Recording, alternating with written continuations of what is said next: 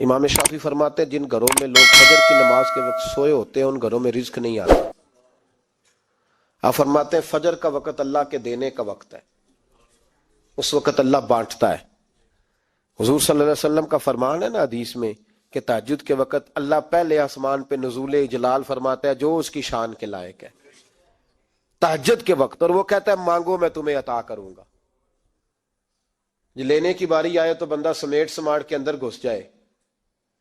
ہمارے ہاں یہ ہوتا ہے کہ عشاء کے بعد بچے بیٹھتے ہیں موبائل لے کے، تہجد کا وقت آتا ہے تو ان کی آنکھیں بند ہونی شروع ہوتی ہیں، تو لینے کے وقت تو سویا تھا، ذرا مسئلہ کیسے حل ہوگا؟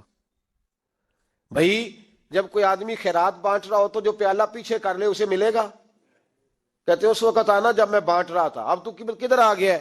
مثال دے رہا ہوں۔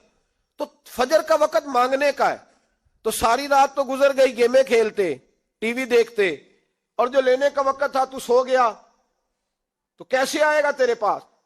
تو اٹھے سویرے، بندوں سے مانگ کے دیکھ لیا، بڑی عزتیں خراب ہوئی، فجر کا وقت اٹھ کے جھولی پھیلائے۔ میرے رسول پاک علیہ السلام فرماتے ہیں، رب فرماتے ہیں جب بندے میرے آگے جھولی پھیلاتے ہیں مجھے شرم آتی ہے، کیسے خالی واپس کر دوں؟ سورہ طلاق 2-3 نمبر آیت کی گھر جا کے تلاوت کریں۔ رب کریم نے فرمایا وَمَن يَتَّقِ اللَّهَ يَجْعَل لَّهُ مَخْرَجًا، فرمایا جب تو اللہ سے ڈرے گا تو اللہ ہر مشکل سے نکلنے کا تجھے رستہ عطا فرما دے گا۔ اور کیا خوبصورت انداز ہے قرآن مجید کا، اور ہم نے اس کا لاکھوں بار تجربہ کیا، بیسوں اور سینکڑوں بار یہ چیز ذاتی طور پر پریکٹیکل سے گزری۔ اللہ نے فرمایا ہر مشکل سے نکلنے کا رستہ بھی دے گا، وَيَرْزُقْهُ مِنْ حَيْثُ لَا يَحْتَسِبُ، اور اللہ تجھے وہاں سے رزق دے گا کہ تو نے کبھی سوچا بھی نہیں ہوگا۔ وَيَرْزُقْهُ مِنْ حَيْثُ لَا يَحْتَسِبُ، سے دے گا کہ تو نے کبھی سوچا بھی۔ ایک صحابی تھے حضرت عوف بن مالک رضی اللہ تعالیٰ، کہتے میرا بچہ کافروں نے قید کر لیا، گھر میں غربت پہلے بڑی زیادہ تھی، میں دروازہ رسول پہ آیا، حضور اب کیا کروں؟ تو کہتے ہیں نبی پاک نے فرمایا بھروسہ اللہ کی ذات پہ کر، توکل اللہ کی ذات پہ کر، اور گھر جا کے تسبیح لے کے میاں بیوی بیٹھ جاؤ اور پڑھو لا حول ولا قوت الا باللہ العلی العظیم، جاؤ پڑھو جا کے۔ کہتے میں گھر بیٹھا ابھی چند تسبیحاں پڑھی تھی کہ دروازے پہ دستک ہوئی، دروازہ کھولا تو میرا بیٹا دروازے پہ کھڑا تھا، پلٹ کے دیکھا تو 400 بکریاں بھی لایا تھا۔ اور میں نے کہا بیٹا یہ کیسے آ گئی؟ کہنے لگے ابا جی مجھے ایک حویلی میں کافروں نے قید کیا ہوا تھا، میں بڑا پریشان تھا، لیکن ابھی تھوڑا دیر پہلے پتہ نہیں کیا ہوا ہے، میں نے یوں ہاتھ لایا تو رسیاں کھل گئی، باہر نکلا ہوں تو 2-3 بندوں پہ نیند کا ایسا غلبہ تھا کہ بے ہوش ہو کے گرے ہوئے تھے، 400 بکریاں بھی تھی، میں نے دروازہ کھولا بکریاں میرے ساتھ دوڑنے لگ گئی ہے، تو میں 400 بکری بھی لے آیا ہوں، پلٹ پلٹ کے دیکھتا رہا ہوں، پر میلوں کا سفر ہوا وہ آئے ہی نہیں۔ تو والد کہنے لگے بیٹا چلو پہلے مصطفیٰ کریم سے جا کے پوچھ لیں، دیکھیں کیسے مالی مسئلے حل ہوتے ہیں، حضور سے جا کے پوچھیں کہ ہمارے لیے جائز بھی ہے کہ نہیں۔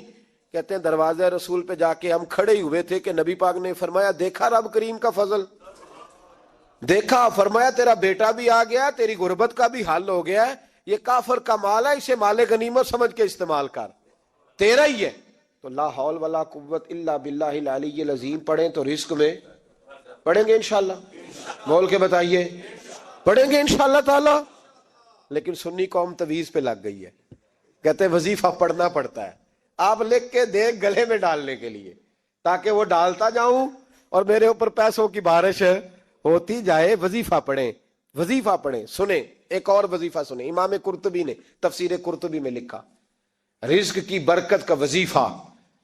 امام قرطبی نے لکھا ہے حضرت انس بن مالک رضی اللہ تعالیٰ عنہ کہتے ہیں ایک شخص حضور کی بارگاہ میں آیا، کہا یا رسول اللہ صلی اللہ علیہ وسلم غربت بڑی ہے، بڑا دکھی ہوں، بڑا پریشان ہوں۔ تو حضور نے وظیفہ بتایا، فرمایا جب بھی گھر جاؤ نا گھر والوں کو سلام کہنی ہے، السلام علیکم، یعنی کب کہنی ہے؟ جب بھی جاؤ۔ کب کہنی ہے؟ یعنی گھر سے نکلے ماچس لینے کے لیے، واپس آ کے کہنا السلام علیکم۔ پھر گھر والوں نے کہا ہو یاد نہیں رہا تھا، وہ تو چینی بھی ختم ہو گئی ہے، پھر گئے چینی لینے تو واپس آ کے پھر السلام علیکم۔ انہوں نے کہا خو ناراض نہ ہوئیے گا، پتی بھی نہیں چائے کی، اب واپس گئے تو پھر واپس آ کے کیا کہنا ہے؟ تو نبی پاک صلی اللہ علیہ وسلم نے فرمایا جب بھی گھر جا السلام علیکم کہے اور 3 دفعہ سورۃ اخلاص پڑھ دے، اور سورت بھی وہ بتائی جو سب کو آتی ہے، قل هو اللہ احد اللہ الصمد لم یلد ولم یولد ولم یکن لہ کفوا احد. 3 دفعہ یہ پڑھ دے. صحابی بڑے سیانے تھے, بڑے مسئلے حل کرتے تھے ہمارے, فٹافٹ بول پڑے وہ صحابی, کہنے لگے حضور میری تو چھوٹی سی فیملی ہے, کئی دفعہ بچے گھر نہیں ہوتے, ننھیال گئے ہوتے ہیں, تو پھر کیا کروں؟ حضور نے فرمایا جب گھر میں کوئی نہ ہو تو اپنے نبی پہ درود و سلام پڑھ دینا, تیرے نبی کا کرم تو تیرے گھر میں ہوگا نا. حضرت انس بن مالک رضی اللہ تعالیٰ عنہ فرماتے ہیں کہ ہم انتظار میں تھے کہ بندہ واپس آئے اور رزلٹ بتائے. کہتے ہیں وہ کچھ دنوں کے بعد واپس آئے تو عجیب بات کی انہوں نے. ہمسایوں سے کئی دفعہ بندے کی نہیں نا اتنی بنتی, اور کئی دفعہ لگتا ہے کہ میرا ہاتھ اوپر ہی رہے, یہ کہیں مجھ سے تگڑے نہ ہو جائے. کہتے ہیں وہ آئے, نبی پاک صلی اللہ علیہ وسلم نے کہا کیا حال ہے تیرا؟ تو عرض کرنے لگے یا رسول اللہ صلی اللہ علیہ وسلم وظیفہ تو میں نے اپنے لیے پوچھا تھا اور میرے تو ہمسائے بھی امیر ہو گئے. حضور وہ تو میں نے اپنے لیے پوچھا تھا اور میرے دائیں بائیں والے لوگوں کو بڑی برکت ہوئی ہے. تو میرے محبوب مسکرانے لگے. حضور فرمانے لگے گویا برکتیں تیرے گھر میں جب برسی ہیں تو چھن چھن کے ان کا فیض اللہ نے تیرے ہمسایوں کو بھی عطا فرمایا. مشکل تو نہیں وظیفہ, کیا کرنا ہے؟ نہیں تسا نہیں آکھنا مشکل لگتا مینوں, نہیں تسی کر دینا سلام لو, تسی کہنا بندے اسی ہیں تے سلام اسی لویے, تسی لو جاؤ کے دوبارہ. گھر جا کے کیا کرنا ہے؟ چلے کچھ نہ کچھ 55% بولے ہی ہیں ماشاءاللہ. کیا کریں گے؟ السلام, اور پھر کیا پڑھنا ہے؟ سبحان اللہ. 3 دفعہ سورۃ اخلاص پڑھ دیں, فرمایا اللہ برکت پیدا کر دے گا. اب سنیں, ایک دوست آئے, کہنے لگے حضرت جی بڑے پیروں کے پاس گیا ہوں, مالی مسئلہ حل نہیں ہوتا. تو میں نے کہا میں تجھے نبی پاک کی بارگاہ میں نہ لے جاؤں, پیروں کے پیر کے پاس نہ چلے جائیں. میں نے کہا سن تیرا مالی مسئلہ حضور حل کر دیتے. مشکات میں حدیث ہے, ایک صحابی نے کہا حضور غربت ہے, فرمایا روز رات کو سورت واقعہ پڑھ, تیرے گھر میں فاقہ نہیں آئے گا. اور یار بتاؤ جب نبی پاک نے کہہ دیا نہیں آئے گا تو آئے گا, حضور نے کہہ دیا نہیں آئے گا تو آئے گا, اللہ اکبر, آ ہی نہیں سکتا. تو وہ والا وظیفہ پڑھ جو مصطفیٰ کریم نے بتایا ہے, اور رب کریم کی بارگاہ میں گویا نیت ہو کہ یا اللہ میں کوئی خود تو نہیں نہ پڑھ رہا, تیرے نبی نے بتایا ہے, سورت واقعہ پڑھ, تیرے گھر میں فاقہ.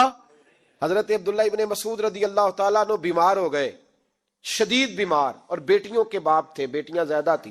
حضرت عثمان غنی رضی اللہ تعالیٰ عنہ کا دور خلافت تھا. جناب عثمان غنی تیمارداری کرنے آئے اور کہنے لگے عبداللہ آپ بڑے بیمار ہیں, ابن مسعود آپ بڑے علیل ہیں, کچھ پیسے نہ بھیج دوں خزانے سے؟ تو حضرت ابن مسعود کہنے لگے ضرورت نہیں. کہا آپ کی بیٹیاں ہیں کام آئیں گے. تو آپ فرمانے لگے میں نے بیٹیوں کو خزانہ دے دیا ہے. کہا کیا خزانہ دیا ہے؟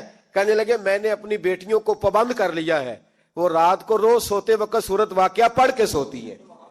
تو نبی پاک نے کہا فاقہ نہیں آ سکتا, تو لہذا میری بیٹیوں پہ کبھی فاقہ نہیں آ سکتا.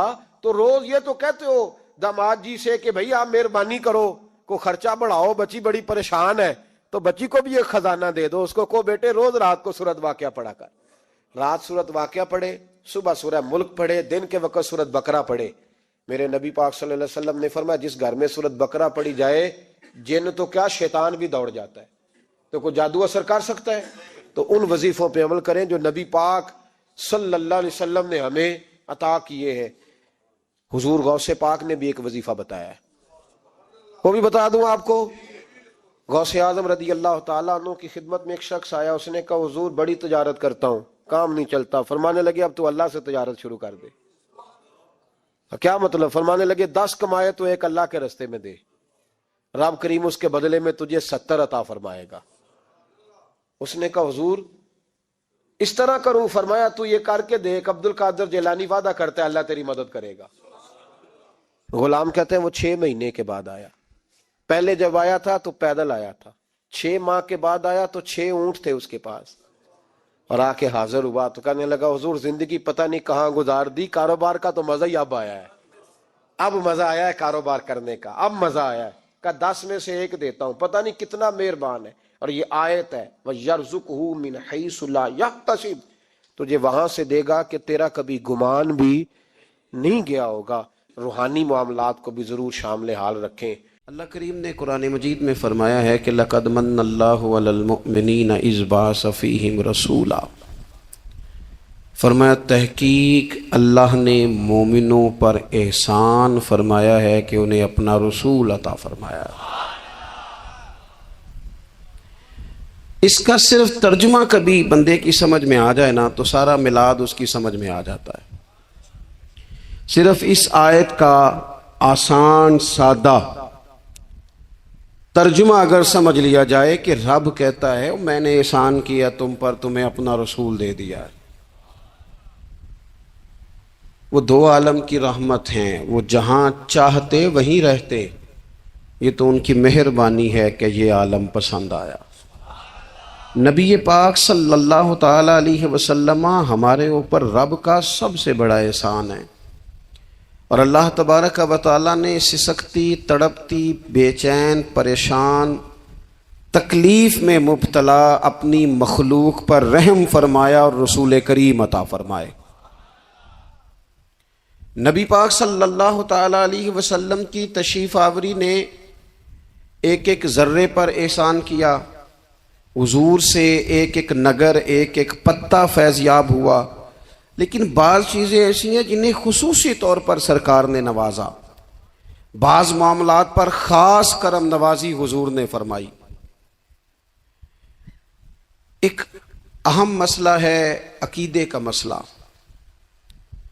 جس بندے کا کوئی عقیدہ نہیں نہ ہوتا، کوئی نظریہ نہیں ہوتا، کوئی اس شخص کا خاص مزاج نہیں ہوتا سمجھنے والا، ماننے والا، وہ بندہ بھی بیچارہ کوئی زندگی کا لطف نہیں اٹھا پاتا۔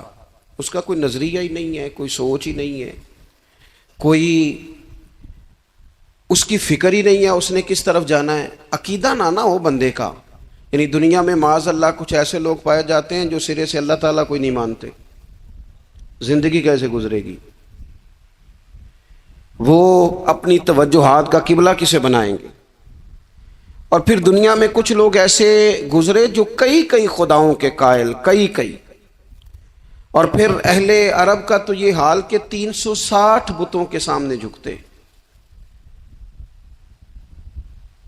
مجھے بتائیے، جس بندے کو یہی خبر نہ ہو میرا خالق اور مالک کون ہے، جس کو یہی پتہ نہ ہو کہ میرا رزق کہاں سے آتا ہے، میں نے مانگنا کہاں سے، جسے یہ خبر ہی نہ ہو کہ میری دعاؤں کا رخ کس طرف ہونا چاہیے، اس کی بھی کوئی زندگی ہے؟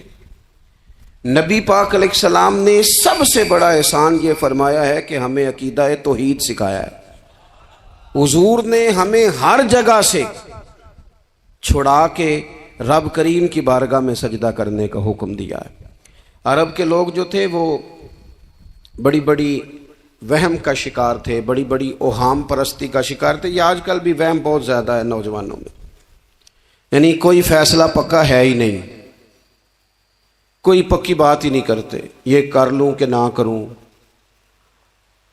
اگر آپ کہتے ہیں تو کر لیتا ہوں، ویسے اس میں فلانی کمزوری بھی ہے، اور اگر میں نے نہ کیا تو فلاں مشکل بھی ہے۔ بھئی جس بندے نے قوت فیصلہ ہی نہیں پائی، اس نے ارادہ ہی پکا نہیں کیا کہ اس نے کدھر جانا ہے، تو وہ سفر کیسے کرے گا؟ سفر تو اس بندے کا مکمل ہوتا ہے جو سفر شروع کرتا ہے۔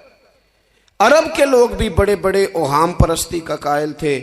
وہ جب قربانیاں کرتے تھے تو ان کا گوشت لا کے کعبے کی دیواروں کے ساتھ ملا کرتے تھے، یہ قبولیت کی علامت ہے۔ سارے کپڑے اتار کے کعبے کا طواف کرتے تھے، جب احرام باندھ لیتے، حج عمرے کا ارادہ کرتے تو دروازوں سے داخل نہیں ہوتے تھے۔ وہ کہتے تھے کہ دروازے گناہگار ہیں اور ہم چونکہ اب نیک کام کر رہے ہیں لہذا اوپر سے ہو کے آئیں گے۔ رسول کریم علیہ الصلوۃ والسلام نے انہیں ان سارے وہموں سے، ساری پریشانیوں سے، ان ساری بدشگونیوں سے نکال کے کہا اللہ تمہارا مالک ہے، اللہ تمہارا محافظ ہے، ہوگا وہ جو رب چاہے گا۔ ذرا سی بات پہ سہم جانا، ذرا سی بات پہ ڈر جانا۔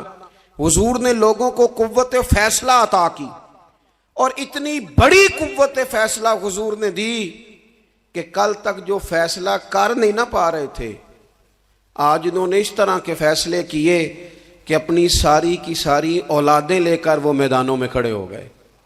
وہ ڈٹ گئے کہ ہم نے کفر کے مقابلے میں جہاد کرنا ہے۔ انہوں نے طے کر لیا کہ حق کیا ہے، سچ کیا ہے۔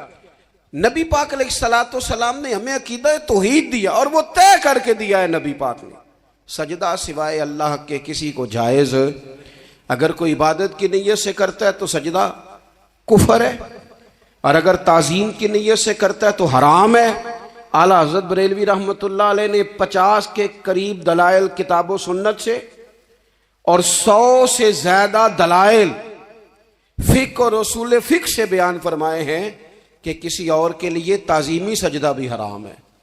نبی پاک علیہ السلام تشریف فرما تھے تو کچھ جانوروں نے آ کے حضور کے قدموں پہ سجدہ کیا، پیش نظر ہے وہ نوبہار اور سجدے کو دل ہے بے قرار، روکیے سر کو روکیے یہی تو امتحان ہے۔ کچھ جانوروں نے جب سجدہ کیا تو صحابہ عرض کرنے لگے یا رسول اللہ صلی اللہ تعالی علیہ وسلم ہمارا بھی دل کرتا ہے، تو حضور نے فرمایا بھی سجدہ سوائے رب کے کسی کے لیے جائز نہیں ہے، ہاں اگر جائز ہوتا تو میں خاتون سے کہتا کہ اپنے شوہر کو سجدہ کرے۔ نبی پاک علیہ الصلوۃ والسلام نے حد بندی کر دی۔ اور پھر دیکھیں یہ جو ہم میلاد مناتے ہیں نا، یہ میلاد اللہ تعالیٰ کی توحید کا بہت بڑا اعلان ہے۔ ہم کہتے ہیں نبی پاک کا میلاد ہوا، جس کا میلاد ہوتا ہے وہ خدا نہیں ہوتا، جو پیدا ہوتا ہے وہ رب۔ جب ہم میلاد منا رہے ہوتے ہیں تو ہم یہ بتا رہے ہوتے ہیں بھئی حضور خدا نہیں، حضور تو 12 ربیع الاول کو پیدا ہوئے۔ تو جو پیدا ہو رب پیدا، لم یلد ولم یولد، اللہ تبارک و تعالی پیدا نہیں ہوتا، مالک تو ازلی ابدی شان رکھتا ہے۔ اس لیے عقیدہ توحید بندے کو مضبوط کر دیتا ہے۔ انسان جب عقیدہ توحید والا ہو جاتا ہے، اور نبی پاک علیہ السلام دنیا میں رب کی طرف بلانے آئے، وداعیا الی اللہ باذنہ وسراجا منیرا، حضور نے لوگوں کو اللہ کی جانب دعوت دی۔ جب انسان توحید والا ہو جاتا ہے تو مضبوط ہو جاتا ہے، وہ کسی سے نہیں ڈرتا، وہ سمجھتا ہے ہونا تو وہ ہے جو میرا رب چاہے گا، مجھے پریشان ہونے کی ضرورت کیا ہے۔ پھر اس کا بھروسہ بھی اللہ تعالیٰ پر، اس کی امیدیں بھی اللہ رسول سے، اس کی توجہات کا قبلہ بھی سارا ادھر ہی۔ تو حضور نے لوگوں کو عقیدہ دیا، مضبوط کیا۔ رسول پاک صلی اللہ تعالی علیہ وسلم نے ذہنوں کو پختگی عطا فرمائی۔ تو سب سے بنیادی چیز حضور کا جو احسان ہے وہ عقیدہ ہے۔ پھر بعض خاص طبقات پر حضور نے خاص احسان کیا۔ آج بھی پوری دنیا میں ڈنڈورا پیٹا جاتا ہے عورتوں کے حقوق کا، پوری دنیا کے اندر، اور بعض لوگ عورتوں کو بڑا دھوکہ دیتے ہیں، کہتے ہیں تمہیں حق نہیں ملتے لہٰذا تم سڑکوں پہ آ جاؤ، معاذ اللہ، تمہیں حق نہیں ملتے لہٰذا تم معاذ اللہ بازاروں کی رونق بن جاؤ۔ عورتوں کو بڑا پریشان کیا جاتا ہے حقوق کے تعلق سے۔ نبی پاک علیہ السلام کی آمد سے پہلے کوئی خاتون کے ساتھ سلوک اچھا نہیں کیا جاتا تھا، اس کا کوئی جائیداد میں حصہ نہیں تھا۔ عورت کا خامد اگر فوت ہو جاتا تو وہ اپنے سسرال کے خاندان کی پراپرٹی بن جاتی معاذ اللہ، اور جس کے مرضی چاہے سپرد کر دیتے۔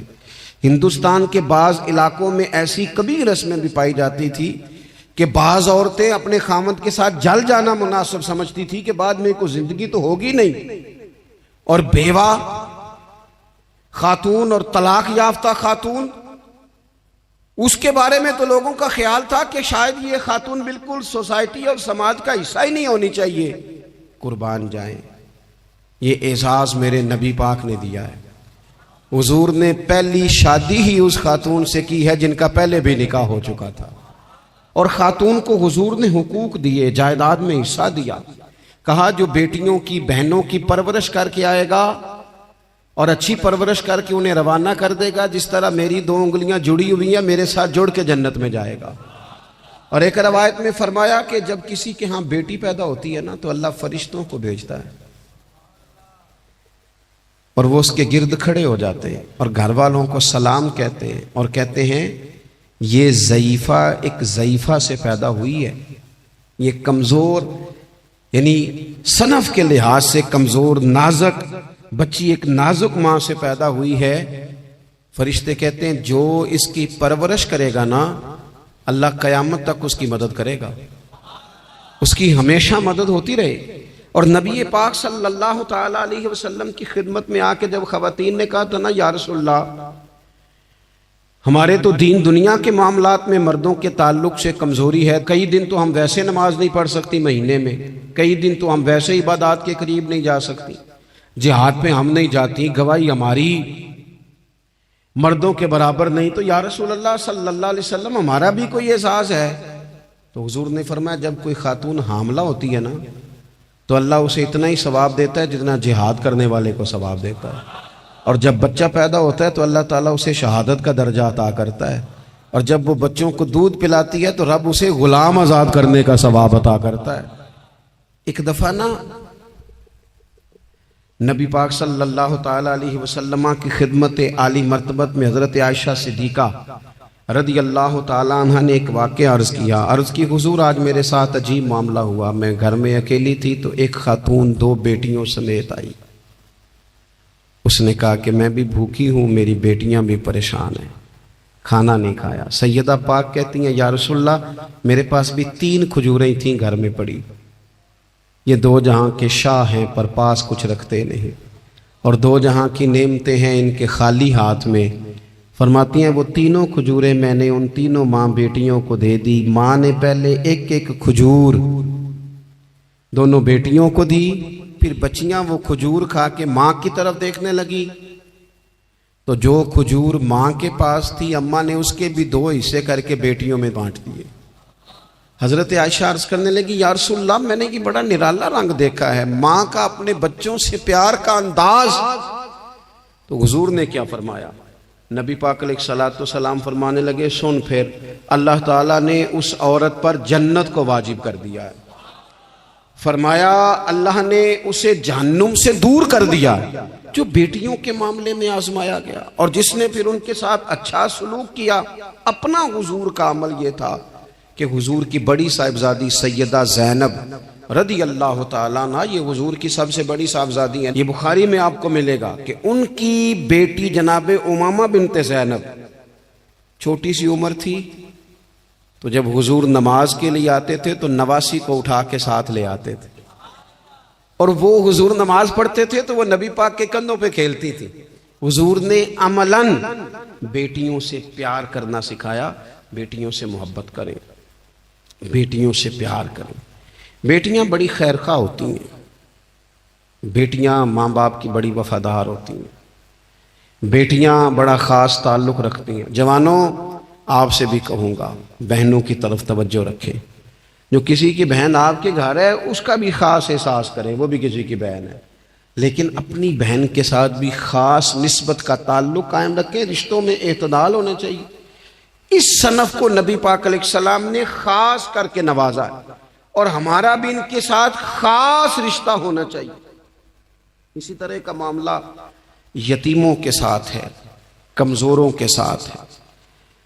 دیکھو آج نا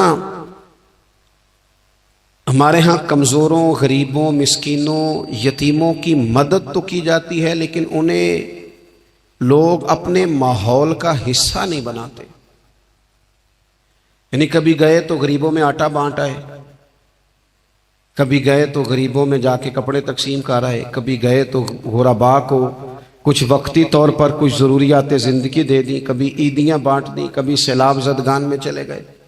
غرباء کو کچھ نہ کچھ صدقات تو دے دیے جاتے ہیں، ان پر کچھ خیرات تو کر دیا جاتا ہے، لیکن انہیں سوسائٹی کا ماحول کا حصہ نہیں بنایا جاتا۔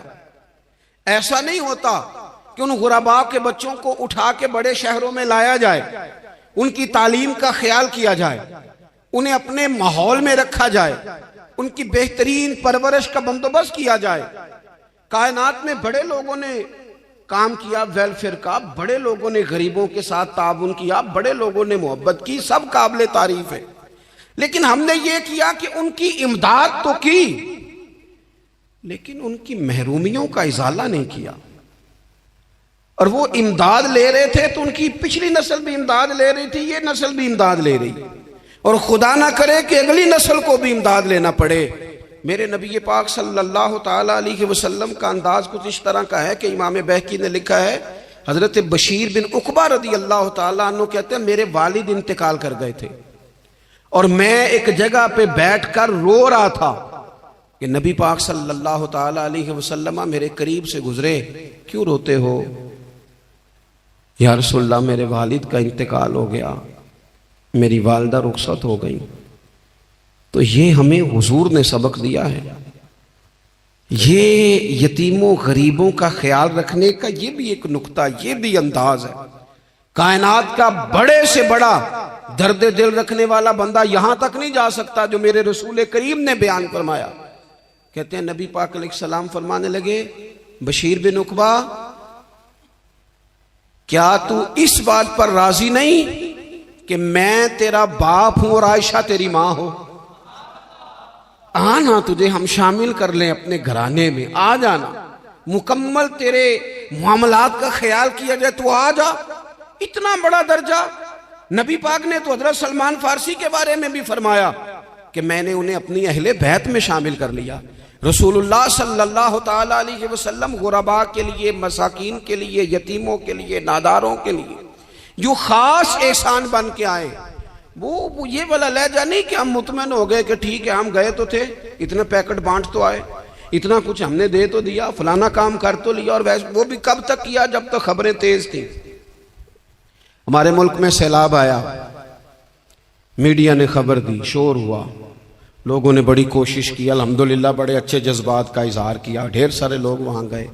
میں آپ سے پوچھتا ہوں کہ کیا سیلاب زدگان سارے اپنے اپنے گھروں میں چلے گئے؟ ان کے گھر بن گئے؟ لیکن ہمارے جذبے کیوں ٹھنڈے ہو گئے؟ اس لیے کہ خبریں ٹھنڈی ہو گئی۔ ہم تو چلتے ہیں ٹرینڈ کے ساتھ کہ آج کل ٹرینڈ کیا ہے، اگر خبر ادھر کی ہے تو ذوق ادھر کا ہے، خبر ادھر کی ہے تو ذوق ادھر کا ہے۔ دیر پا کام کرنا اور خاص جذبات پیدا کرنا ان لوگوں کے لیے۔ حضرت سیدنا عبداللہ بن ابی اوفا رضی اللہ تعالیٰ عنہ روایت کرتے ہیں، ایک یتیم بچہ آیا تھا، اس نے عرض کی حضور میری ماں بھی بھوکی ہے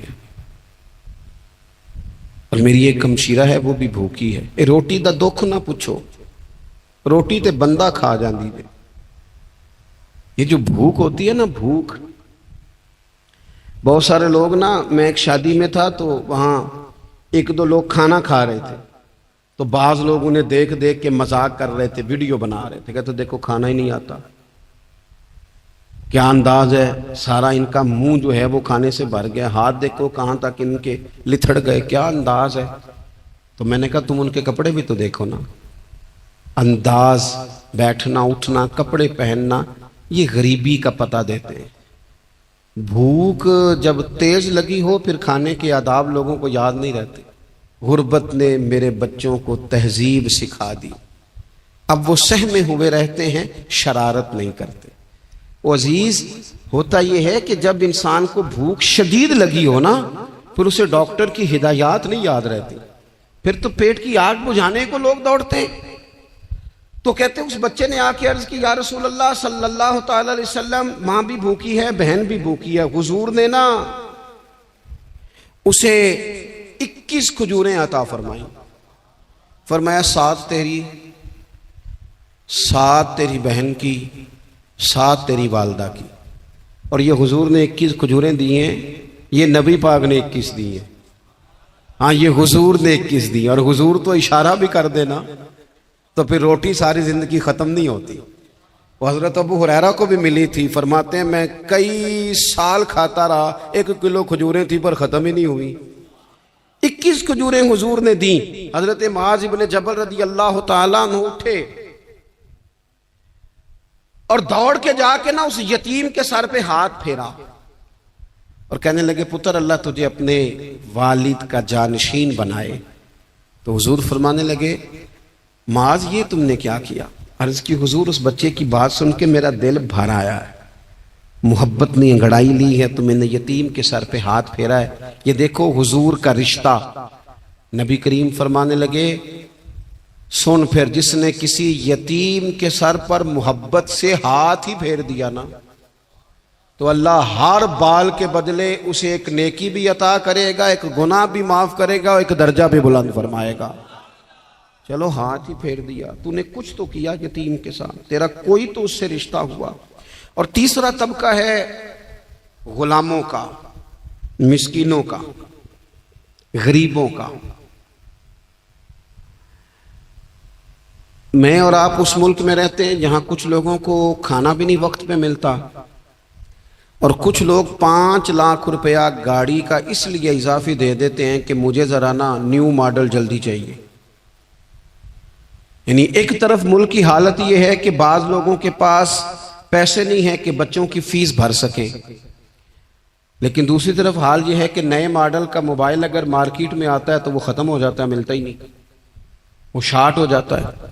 کچھ لوگوں نے اس طرح کیا ہے کہ انہوں نے یہ سمجھا ہے کہ دولت شاید موج کرنے کے لیے ہمیں دی گئی ہے، ہم طرح طرح کے کھانے کھائیں، طرح طرح سے چیزیں اوڑیں، طرح طرح کے معاملات کریں. انہوں نے یہ طے کر لیا ہے. اس کا نقصان کیا ہوا ہے؟ اس کا نقصان یہ ہوا ہے کہ کچھ لوگ غربت کی سطح سے نیچے آ گئے ہیں بیچارے. نبی پاک کا جو احسان ان غریب لوگوں پر ہے. حضور علیہ السلام کے پاس نا حضرت عبداللہ ابن عمر روایت کرتے ہیں اور طبرانی میں موجود ہے، حضور کے پاس نا 10 دینار تھے. ہمارے پاس بھی پیسے ہوتے ہیں نا، لیکن وہ کچھ ہوتے ہیں ہمارے کھانا کھانے کے لیے، کچھ ہوتے ہیں آئس کریم کھانے کے لیے، کچھ اس لیے ہوتے ہیں کہ آج میری مرضی دا نہیں پکا، لہذا میں نے، ہمارے ایک دوست ہیں وہ کہتے ہیں کہ آج کل یہ ماحول بن گیا ہے کہ بچے اگر کہتے ہیں نا کھانا میری مرضی کا نہیں تو اماں کہتی ہے جا تو برگر کھا لے. کہتے ہیں ہمارے دور میں یوں نہیں ہوتا تھا. اگر ہم کہتے تھے نا کھانا میری مرضی کا نہیں تو پھر ہمیں ڈبل چیز کھانے کو ملتی تھی، ایک مار بھی کھانا پڑتی تھی اور وہ کھانا بھی کھانا پڑتا تھا. اور پھر کچھ پیسہ لوگوں نے صرف اس لیے سنبھال کے رکھا ہوا ہے کہ جو اضافی چیزیں ہیں نا، اضافی، میرا ویسے تجربہ نہیں ہے اور نہ میں نے زیادہ گہرائی سے دیکھا ہے، بس مجھے بتایا گیا ہے، اور پتہ نہیں اب بات درست ہے کہ نہیں، مجھے بتایا گیا ہے کہ پہلے لڑکیاں بیوٹی پارلر جاتی تھی، اب سنا لڑکے بھی جاتے ہیں. اب خدا جانے یہ بات سچ ہے کہ غلط ہے. یہ جو اضافی اخراجات ہیں نا، یہ اگر ہم تھوڑے سمیٹ لیں، یعنی مولا علی شیر خدا کرم اللہ تعالی وجہہ الکریم مزدوری کر کے نکلے تو 2 کلو کھجوریں تھیں. حضور بس فرمانے لگے 1 کلو میرے بچے کھائیں گے اور کلو مدینے کے غریب بچے کھائیں گے. یعنی کل 2 کلو ظاہری طور پر کھجوریں ہیں، اس میں بھی دوسروں کا حصہ. ہمارے پاس جو مال آتا ہے اگر تھوڑا سا نا ہم اسے یہ نہ سمجھ لیں کہ میرا ہی حق ہے، کسی کو اس میں سے ایک لقمہ بھی نہیں ملنا چاہیے. اگر ہم تھوڑا سا نا دل کشادہ کریں تو 3 لوگوں کا کھانا 4 بھی کھا سکتے ہیں، 4 کا کھانا 5 بھی کھا سکتے ہیں، 6 کا کھانا 7 کا کھانا 10 بھی کھا سکتے ہیں. شرط یہ ہے کہ دل کشادہ ہو. دل دریات سمندروں ڈونگے کون دلاں دیا جانے، تھوڑی سی نا کشادگی پیدا کی جائے. حضرت عبداللہ ابن عمر کہتے ہیں نبی کریم علیہ السلام کے پاس نا 10 دینار تھے. ویسے تو کائنات ہی میرے نبی کی مٹھی میں ہے، لیکن ظاہری طور پر 10 دینار تھے. حضور ایک دکان پہ گئے، 4 دینار کا حضور نے ایک جوڑا خریدا، کپڑے خریدے. وہ قمیض حضور نے پہنی، ایک انصاری آگے بڑھ کے عرض کرنے لگے حضور میرا بڑا دل کر رہا ہے، یہ مجھے نہیں دے دیتے آپ؟ تو حضور خوش ہو گئے. یہ میرے محبوب کا دروازہ ہے کہ جب کوئی مانگتا ہے تو حضور خوش ہو جاتے. نبی کریم سے مانگا اس شخص نے تو حضور خوش ہو گئے، اور محبوب نے وہ کرتا، وہ کپڑے اتار کے اس انصاری کو عطا کر دی، اور 4 دینار کے اور خرید لیے، باقی بچے 2 دینار. نبی کریم وہ لے کے نکلے، رخصت ہوئے گھر جانے کے لیے، تو رستے میں خاتون کو روتے ہوئے دیکھا. حضور رک گئے، فرمایا کیوں رو رہی ہو؟ عرض کرنے لگی یا رسول اللہ صلی اللہ تعالی علیہ وسلم میں فلاں آدمی کی کنیز ہوں، نوکرانی ہوں، اس نے آٹا لینے بھیجا تھا 2 دینار کا، وہ 2 دینار گم ہو گئے. حضور نے 2 دینار اسے عطا کر دی. وہ دیے تو پھر رو رہی تھی. فرمایا اب کیوں روتی ہو؟ کہنے لگی یا رسول اللہ ڈرتی ہوں دیر بڑی ہو گئی یا مار ہی نہ پڑے. تو حضور نے فرمایا چل نہ، میں تیرے ساتھ چلتا ہوں. حضور ان کے گھر گئے، وہ اہل ایمان کا گھر تھا جن کی وہ کنیز تھی. جا کے کہا السلام علیکم، اندر سے جواب ہی نہیں آیا. پھر فرمایا السلام علیکم، کوئی جواب ہی نہیں آیا. محبوب کا طریقہ مبارکہ تھا 3 دفعہ دستک، پھر واپسی. تیسری دفعہ کہا السلام علیکم تو وہ سارے بول پڑے وعلیکم السلام یا رسول اللہ. حضور ماں باپ قربان. تو حضور فرمانے لگے میں نے پہلے بھی 2 دفعہ سلام لیا. بولا کوئی نہیں. کہا یا رسول اللہ اپنے نصیب تھے نا کہ ہم پہ سلامتیاں بھیج کون رہا ہے، ہم نے سوچا ذرا 3 دفعہ مل جائے سلامتی، ذرا مل جائے نا. حضور سلامتی بھیج رہے ہیں تو آتی رہے نا. تو محبوب کریم علیہ الصلوۃ والسلام فرمانے لگے یہ تمہاری کنیز وہاں کھڑی رو رہی تھی، اس بیچاری کے 2 دینار گم ہو گئے تھے، اسے دوبارہ سامان لاتے کچھ دیر ہو گئی، اس پر سختی نہ کرنا، مارنا نہ۔ غلام کہنے لگے حضور اس خاتون کے قربان جائیں جو ہمارے کریم رسول کو ہم جیسے غریبوں کے گھر تک لے آئی ہے، مارنا کیا، ہم اسے آزاد کرتے ہیں، یہ آزاد ہے اللہ کی رضا کے لیے۔ یہ دیکھو یہ میرے نبی پاک کا انداز ہے۔ حضور نکلے تو جناب عبداللہ ابن عمر فرماتے ہیں رسول کریم فرمانے لگے شکر ہے اللہ تعالیٰ کا، 10 دینار تھے، ایک انصاری نے بھی قمیض پہن لی، میں نے بھی قمیض پہن لی، اور رب نے ایک کنیز کو آزاد بھی فرما دیا۔ یہ انداز ہمیں نبی کریم نے دیا ہے کہ ہم اپنے دولتوں میں، اللہ کی عطاؤں میں غرباء کو، قریبیوں کو، رشتہ داروں کو، بہن بھائیوں کو تھوڑا شریک کر لیں، تاکہ وہ جو آسودگی اللہ نے ہمیں دی ہے اس میں سے دوسروں کو بھی کچھ نفع ملے۔ اور ایک بات آخر میں آپ کی خدمت میں یہ عرض کرنی ہے کہ جو زیر دست لوگ ہوتے ہیں نا، غلام، ملازم، نوکر، آپ اپنی زندگی کے مسائل دیکھ لیں، جن لوگوں کے پاس لاکھوں آتا ہے کبھی ہزاروں آنے لگ جائے تو پریشان ہو جاتا ہے۔ ایسا تو نہیں کہ آپ ہی ٹینشن میں ہیں اور آپ ہی کو غصہ آتا ہے، وہ بیچارہ کبھی نوکر بھی تو ٹینشن میں ہو سکتا ہے نا، ملازم کو بھی تو کبھی ٹینشن ہوتی ہے نا، اس کے ساتھ بھی تو مسائل وابستہ ہے نا۔ حضرت سیدنا ابو مسعود انصاری رضی اللہ تعالیٰ عنہ بیان کرتے ہیں کہ مجھے اپنے غلام پہ غصہ آیا تو میں اسے مار رہا تھا، نبی کریم تشریف لے آئے، حضور نے ایک جملہ کہا تو میں رو پڑا۔ حضور فرمانے لگے جتنا اختیار تجھے اس پر حاصل ہے نا، اس سے کہیں بڑھ کر رب کو تیرے اوپر اختیار حاصل ہے، لہٰذا اللہ سے ڈر، اس کے معاملے میں اللہ سے ڈر۔ اور پھر حضور تو صرف غلام نہیں، جانوروں کے حق تک کا خیال فرماتے۔ ایک جگہ تشریف لے گئے تو اونٹ آپ کے پیروں پہ سر رکھ کے رویا، نبی کریم نے اس کی پشت پہ ہاتھ پھیرا، فرمایا اس کے مالک کو بلاؤ نا۔ جب وہ آیا تو کیا ارشاد فرمایا؟ فرمایا تو اس کے معاملے میں اللہ سے نہیں ڈرتا، اس نے شکایت کی ہے کہ تو اس کی طاقت سے زیادہ بوجھ ڈالتا ہے، چارہ اور پانی بھی وقت پر نہیں دیتا۔ یہ حضور کے احسانات ہیں، ہمیں ان احسانات کا خاص خیال رکھنا چاہیے۔ اور یہ جو ایام ہے عید میلاد النبی کے، ان ایام میں بالخصوص ہمیں غریبوں کے ساتھ، یتیموں کے ساتھ، بیواؤں کے ساتھ، مساکین کے ساتھ، لاچاروں کے ساتھ اس لحاظ سے زیادہ مدد کرنی چاہیے کہ میرے رسول پاک انہی کے لیے تو زیادہ رحمت بن کے آئے، انہی کا تو محبوب نے خیال زیادہ فرمایا، انہی کے بارے میں تو ہمیں تلقین زیادہ فرمائی۔ وہ اپنے پرائے کا غم کھانے والا، مرادیں غریبوں کی بھر لانے والا، مصیبت میں غیروں کے کام آنے والا، وہ نبیوں میں رحمت لقب پانے والا۔ تو نبی پاک علیہ السلام کے غلاموں، یہ ہمیں سیکھنا ہے، اس پر ہمیں عمل کرنا ہے۔ اللہ کریم کی بارگاہ میں دعا ہے اللہ ہماری حاضری کو قبول فرمائے۔ آخر دعوانا ان الحمدللہ۔